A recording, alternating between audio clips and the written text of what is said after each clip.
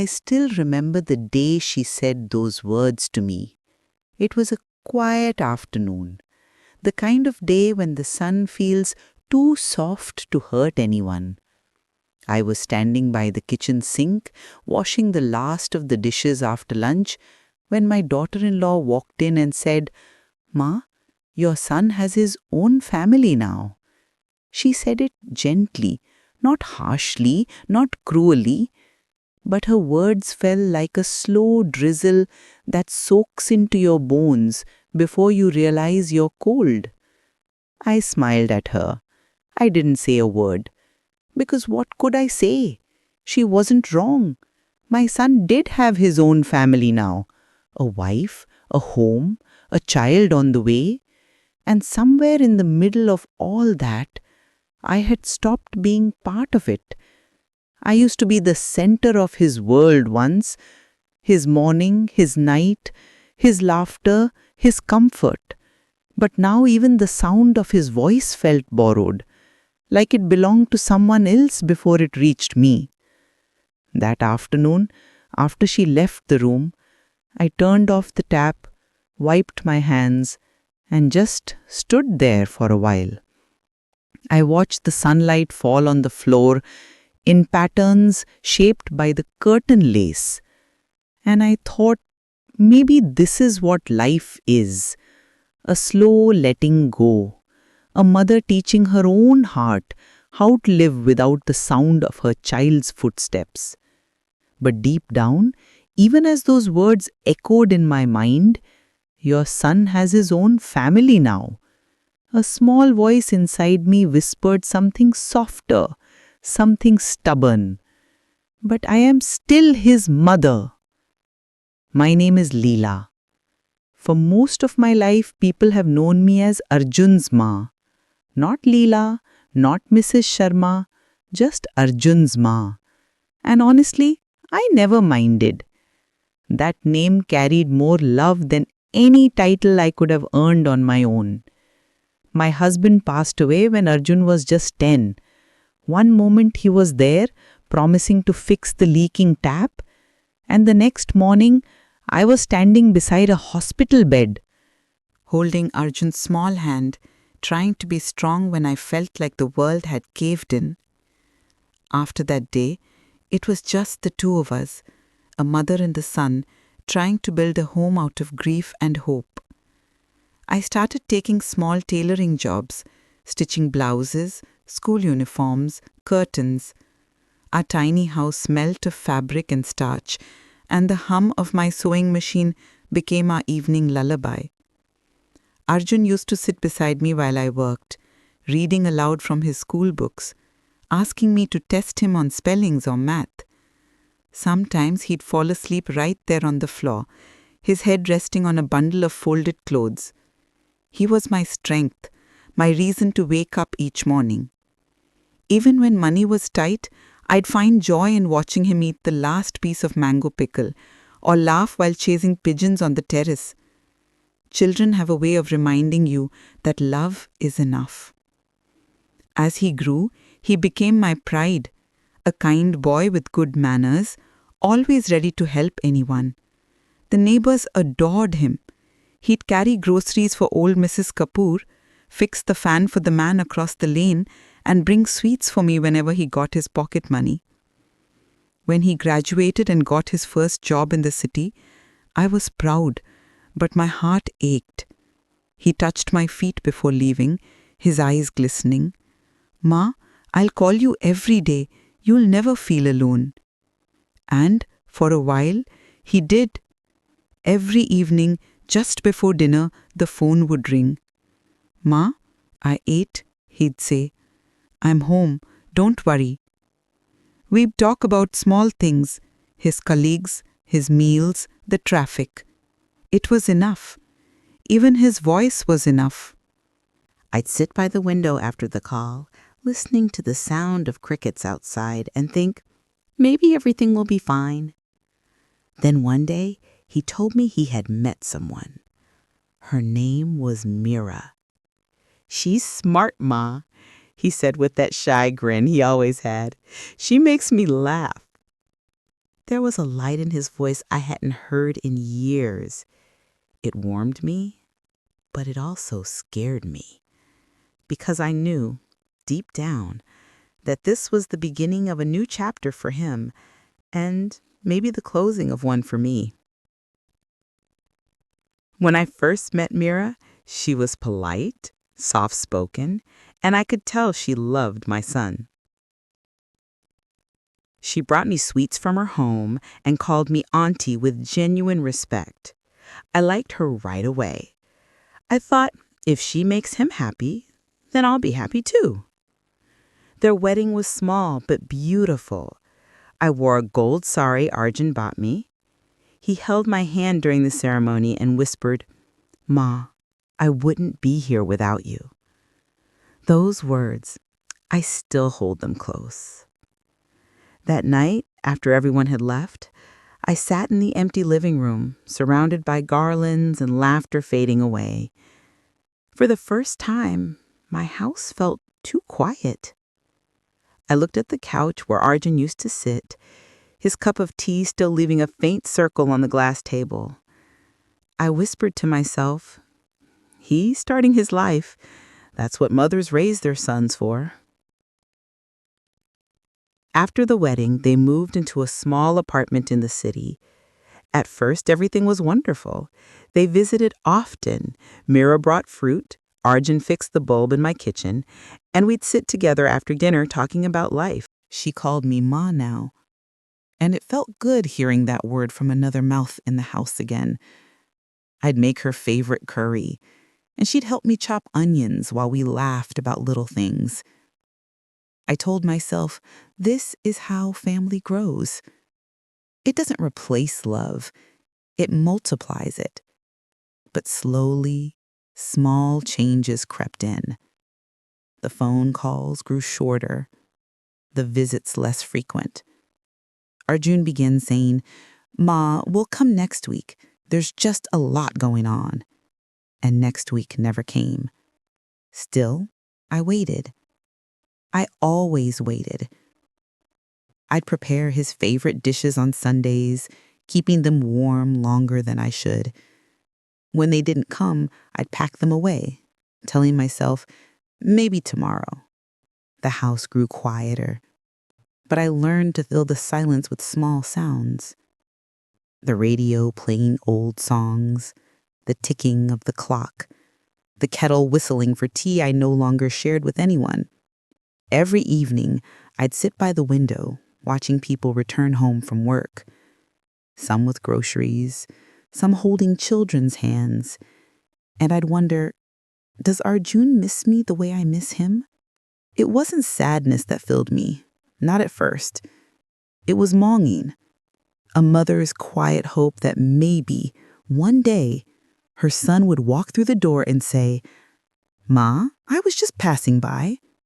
But as the days turned into months, that hope began to feel heavier, and the distance between us, the one that began with a missed call, slowly grew into silence. That's how it happens, you know. You don't lose people all at once. You lose them in small moments. A missed phone call, an unspoken, "I'll visit soon," a dinner for two becoming a dinner for one. Still, I told myself, he's happy. That's what matters. Because that's what mothers do. We love even in absence. We forgive before anyone apologizes, and we wait, always wait, for the sound of a familiar voice saying, "Ma, I'm home." You know, when life changes, it doesn't always announce it. Sometimes it just slips in quietly, like a breeze through the half-open window, rearranging things before you even realize what's different. After Arjun got married, I tried not to expect too much. I reminded myself, he has his own life now, his own responsibilities. But no matter how much you tell your heart that, a mother's heart doesn't really listen, does it? I still woke up early each morning, made tea for two, and waited for the sound of his voice through the phone. Some mornings it came, some mornings it didn't. At first, Mira used to call too. She'd ask about recipes. Ma, how do you make that potato curry Arjun loves? Or she'd tell me about her new sari and how Arjun said it reminded him of my favorite color. Those small talks made me feel included, like even from a distance, I was still part of their life. But slowly, those calls became less frequent. And when she did call, her tone was different. Polite but distant. Warm words but cold pauses in between. I told myself, she's just busy, because that's what mothers do. We find reasons to protect our children from even our own pain.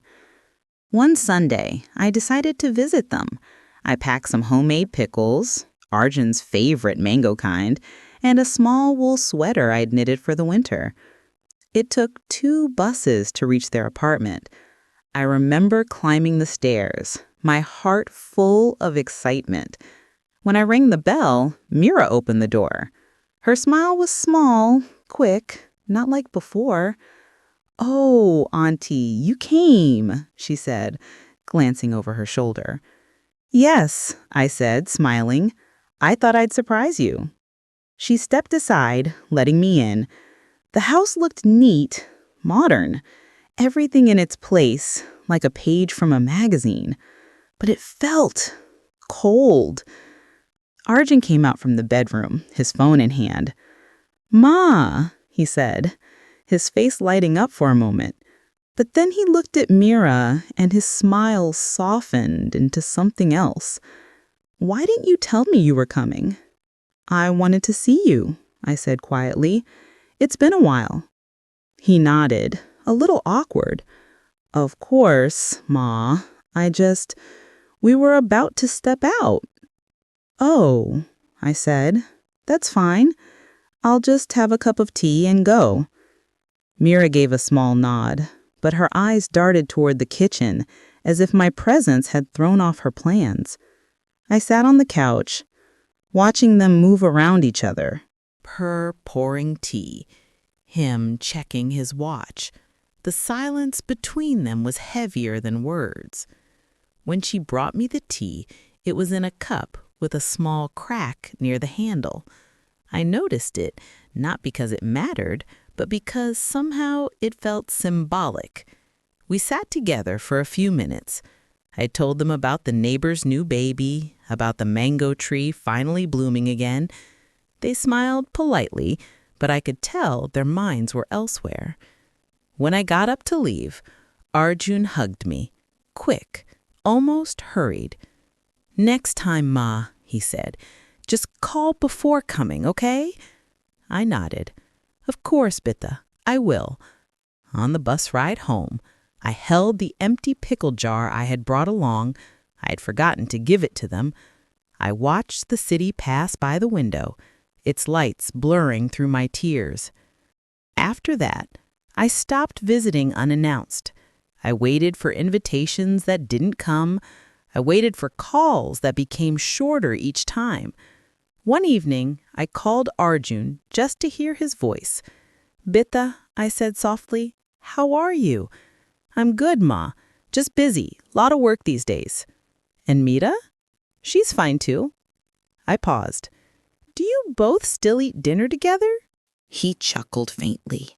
"Ma, we're fine, really. Don't worry so much."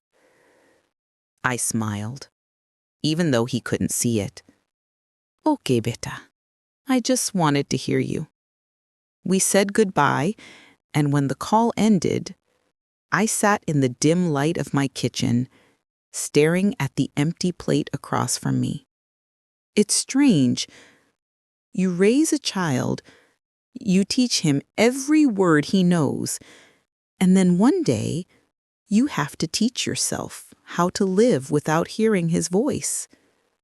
Months passed. Festivals came and went. They didn't visit that Diwali. Arjun said they had plans with her family.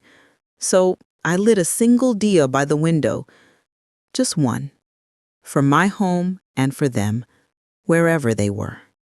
The walls flickered with the small flame, and I whispered, "Happy Diwali, Beta."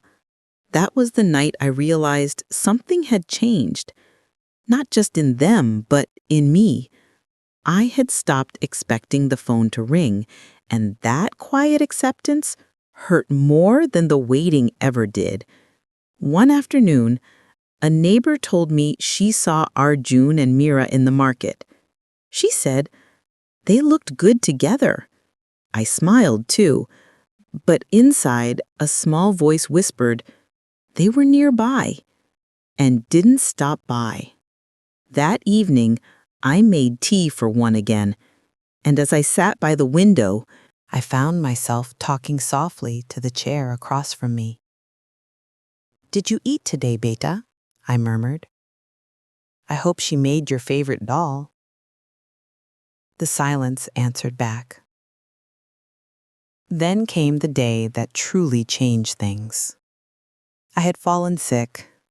Just a fever, but it left me weak. The neighbor took me to the clinic. The doctor said I should have someone stay with me for a few days. That night, I called Arjun. "Beta," I said gently, "I'm not feeling very well. It's nothing serious, but—" He interrupted, concern in his voice. "Oh no, Ma. Did you see a doctor?" "Yes. He said rest will help. Don't worry." "Ma, I'll try to come this weekend. There's an important meeting tomorrow." "It's fine," I said quickly. "Don't trouble yourself. I'll manage." He hesitated. "Ma, you sure?" "Yes, Beta, I'm fine." I forced a little laugh. "I'm stronger than you think." We hung up. That weekend came and went. He didn't come. And for the first time, I didn't cry. I just sat in bed, looking at the door, and whispered to myself, "It's all right. Maybe next week." But next week never came. A few weeks later, Mira called. Her tone was calm but cold. "Ma," she said, "I wanted to talk to you about something." "Yes, beta." She sighed. "Arjun feels you've been calling too often. He's been under a lot of pressure at work." I paused, trying to understand. "I just call to hear his voice, that's all." "I know," she said quickly. "But he needs space, Ma.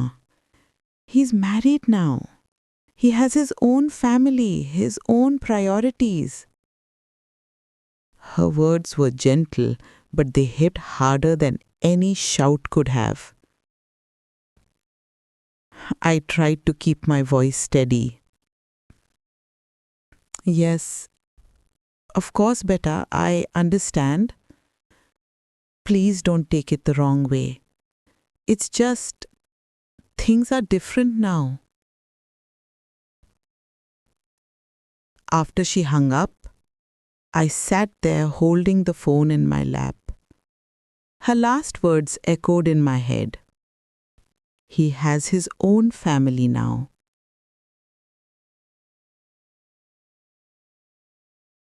That night, I didn't sleep. I walked around the house, touching the memories that still lived in every corner. The mark on the wall from when Arjun fell while playing, his school photo on the shelf, his old book still stacked neatly by the window. Everything in that house whispered his name, and yet, for the first time, it felt like he no longer belonged to it, no longer belonged to me.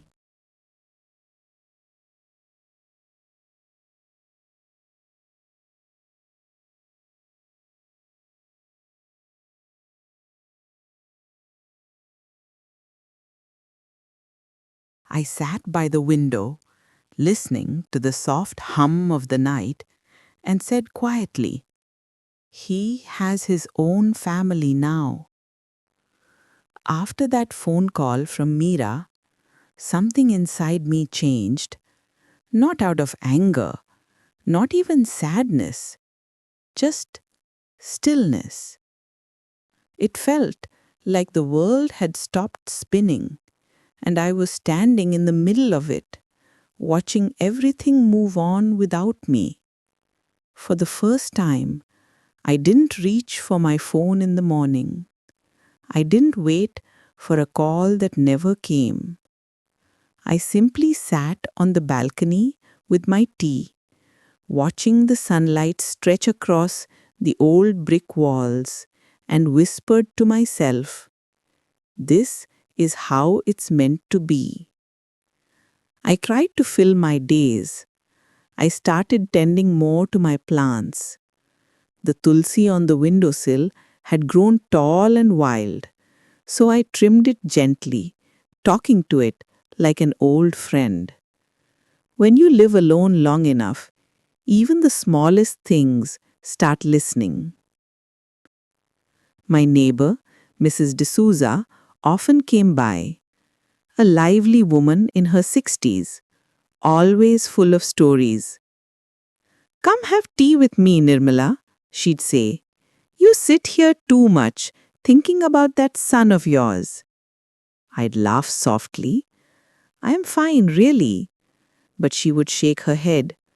"No mother is ever fine when her child forgets her." I didn't correct her. Some truths don't need defending. Days turned into weeks, then months. I learned how to live quietly. I learned how to cook for one. How to talk less and listen to silence more. And in that silence, I found both peace and pain. Sometimes I'd hear laughter from the family next door. A young couple with two little children. The father would play with them in the garden, their giggles echoing through the walls. I'd smile at the sound. But sometimes I'd have to close the window because the ache was too sharp. One evening, as I was folding laundry, I found one of Arjun's old shirts. A plain white cotton one. The one he wore the day he left for university. It still smelled faintly of him, even after all these years. I sat there holding it close and whispered, "Do you ever think of me, beta? Do you still remember how I used to wait for you at the gate?" The walls didn't answer, but somehow I felt they understood. Then one day, I received a letter. A plain white envelope, my name written neatly in blue ink. My heart raced. It had been so long since I'd seen his handwriting. I tore it open carefully, my hands trembling. It wasn't from Arjun. It was from Meera. "Dear Ma, I hope you're doing well. Arjun and I are moving to Bangalore next month. He's been offered a great position there. We'll visit when we can. Please take care of your health. Meera." That was it. No phone call, no visit. Just a letter to say goodbye. I sat quietly, reading it again and again. It wasn't cruel. It wasn't unkind. It was just final. That night, I didn't light the lamp by his photo, not because I was angry, but because I didn't know what to pray for anymore. Was it wrong to want him near? Was it selfish to wish he needed me again? The next morning, I woke up before sunrise. The air was cool, the world still half asleep. I made myself a cup of tea, stood by the window, and whispered, "Maybe this is the moment I let go." For years, my life had revolved around being a mother. Every thought, every prayer, every heartbeat, it had all been for him. But now, he had his own home, his own family, his own world. And maybe I had to build mine again too. So I began small. I joined the local women's group that met every Thursday. We learned stitching, talked about our grown-up children, laughed about our aches and our memories. It felt strange at first to laugh again, to plan things that didn't include my son. But with each passing week, the emptiness began to soften. Not disappear, never that, but soften, like old fabric that's been worn down by time and love. One afternoon, as I walked back from the market, I passed a young mother holding her child's hand. The boy was about 7, and he was telling her some wild story about his school. She looked tired, but she was smiling, the kind of smile that only a mother gives. I felt something twist inside me.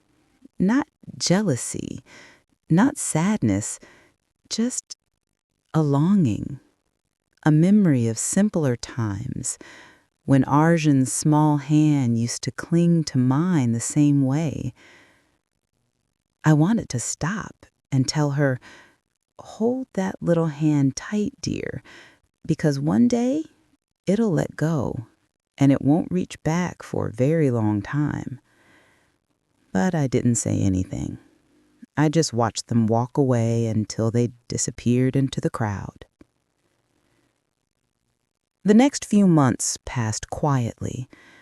Sometimes I'd receive short messages from Arjun, just a "Good morning, Ma," or "How are you feeling?" And I'd always reply warmly, "Good morning, beta. I'm fine," even if I wasn't. Because mothers don't show their children their loneliness. We just wrap it neatly in silence and call it peace. Then, one evening, everything shifted. The day had been ordinary. I cooked, cleaned, watered the plants. But that night, I felt unusually weak. My chest was heavy, and the room seemed to spin. The neighbor found me fainted near the table and called the ambulance. When I woke up, I was in the hospital. The doctor said it was exhaustion. Nothing serious, just take rest. But lying there in that white bed with only the sound of the monitor beeping, I realized just how alone I was. There was no one sitting by my side, no familiar hand holding mine. For the first time in my life, I felt truly invisible. I stayed there for 2 nights. On the second evening, as I looked at the empty chair beside my bed, I whispered softly, "Arjun, beta, where are you now?" And somehow, deep inside, I knew he wouldn't come. Not because he didn't love me, but because life had taken him far away, and maybe I hadn't known how to let him go soon enough. That night, I closed my eyes and let the tears fall quietly, not from pain, but from surrender. When I returned home, the house felt different. Not emptier, just quieter. Like even the walls had accepted the truth. I made myself a promise that evening. "No more waiting," I whispered. "If he remembers me, I'll smile. If he doesn't, I'll still smile." And for the first time, those words didn't feel bitter. They felt freeing. That was the turning point. Not a big argument, not a tearful goodbye, just quiet acceptance. The moment I stopped chasing what used to be and started learning how to live with what is. From that day forward, I began to write letters I never sent. Letters to Arjun, telling him about my days, my memories, my dreams. Each one ended with the same line. "I hope you're happy, beta." That's all a mother ever wants. I kept them in a small wooden box by my bedside. Dozens of them. My words became my company, and my heart, it began to heal word by word. Years passed quietly after that turning point. The days blended softly one into another, like old pages turning in a well-loved book. I had found my rhythm again. simple, peaceful, steady. I'd wake before sunrise, make myself a cup of tea, and sit by the window watching the world wake up. Sometimes I'd smile at the sight of school children passing by, their laughter echoing through the lane. It always reminded me of the days when Arjun would run out the door, his shirt half tucked, his lunchbox swinging. Life had become gentler.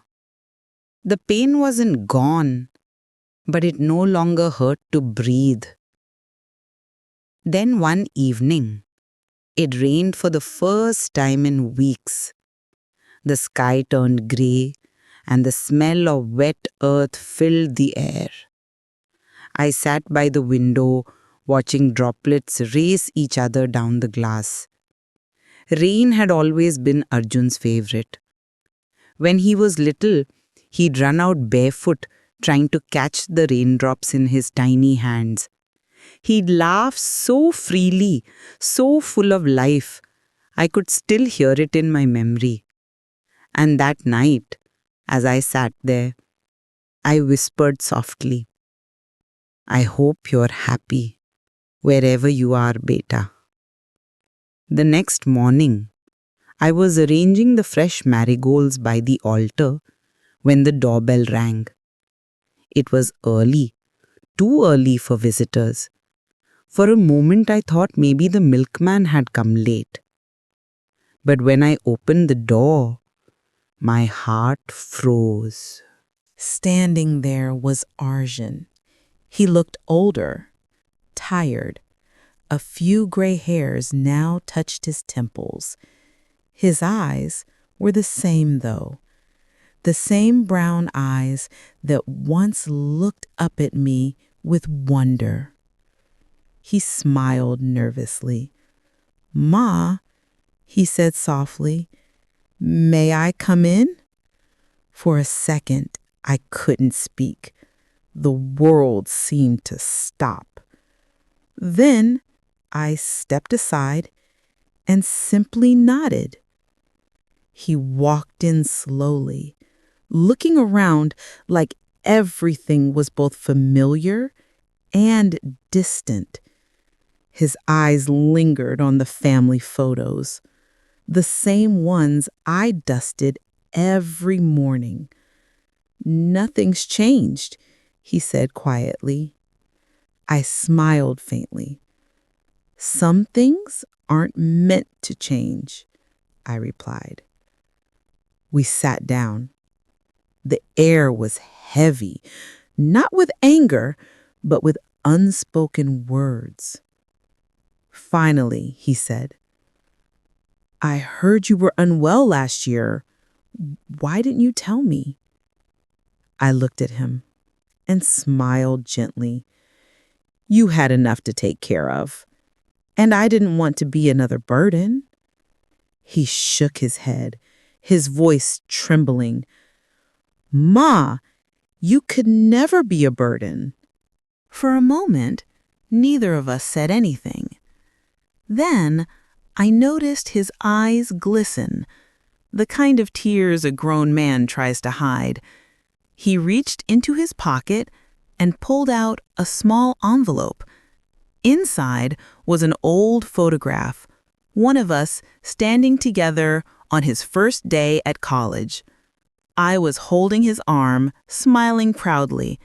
He looked young, full of dreams. "I kept this in my wallet all these years," he said quietly. "Every time I looked at it, I told myself I'd visit soon. But life kept happening, and somehow I always found an excuse." He paused, then whispered, "I'm sorry, Ma. I let distance become silence." I looked at that photo, my fingers trembling as I held it.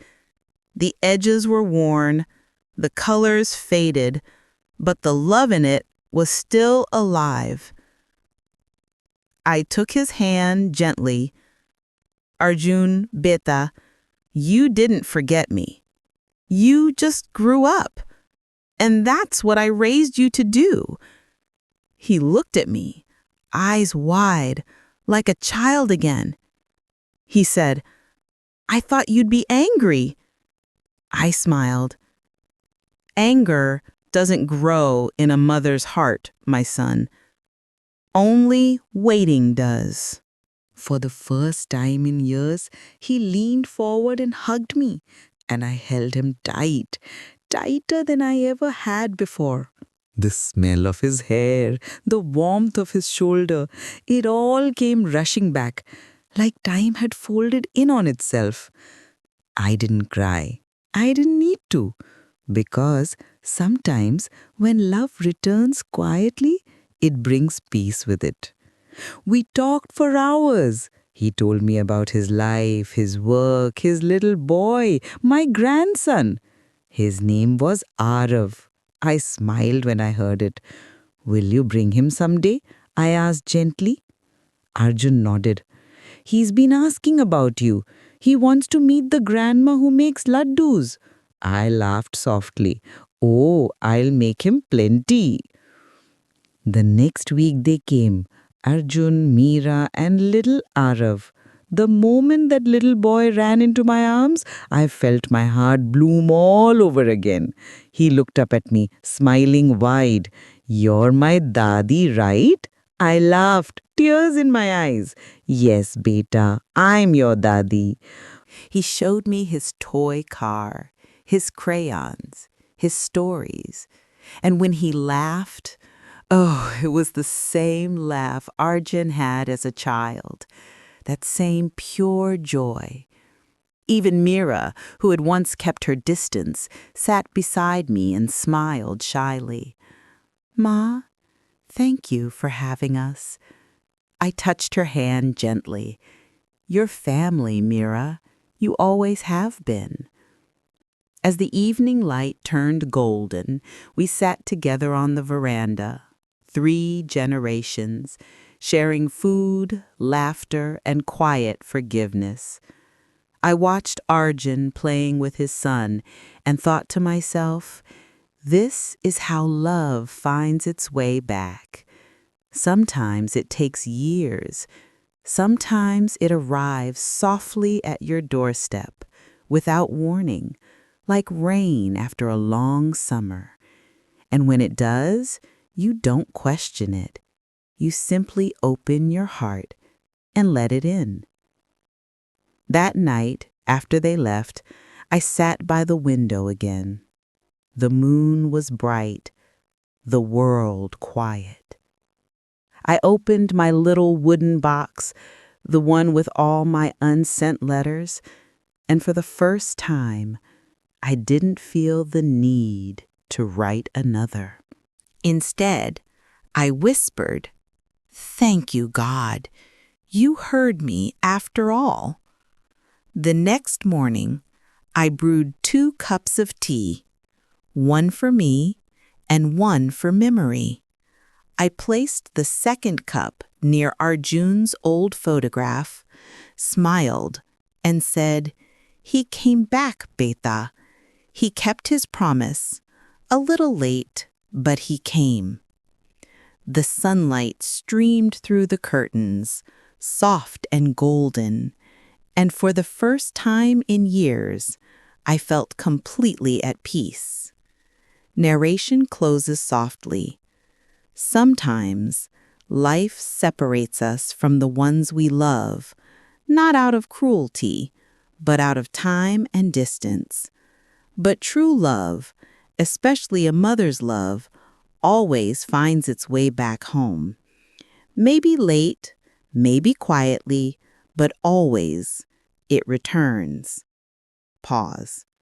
So if you have someone waiting for your voice, call them today, before waiting becomes silence.